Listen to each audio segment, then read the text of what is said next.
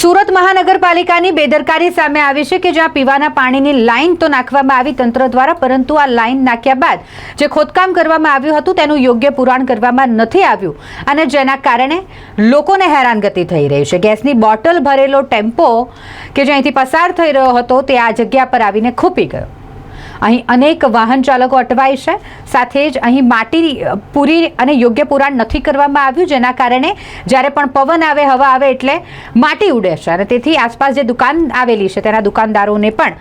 હેરાનગતિ થઈ રહી છે। રોડ ખોદી નાખવામાં આવ્યો છે, પરંતુ યોગ્ય પુરાણ નથી કરવામાં આવ્યું અને જેના કારણે અહીંથી જે પસાર થતા વાહન ચાલકો છે તેઓને એક જ રસ્તો ઉપયોગમાં લેવો પડે છે, એટલે આ રસ્તો સિંગલ વે થઈ ગયો છે અને જેના કારણે ઘણીવાર ટ્રાફિક જામના પણ દ્રશ્યો સર્જાય છે। તંત્ર દ્વારા જ્યારે પણ લાઈન નાખવાની કામગીરી કરવામાં આવે છે ત્યારે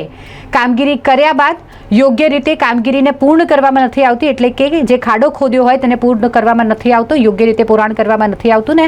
જેના કારણે છાસવારે નાગરિકોને હેરાન થવાનો વારો આવતો હોય છે। સુરત મહાનગરપાલિકાની પણ આ જ પ્રકારની બેદરકારી સામે આવી છે।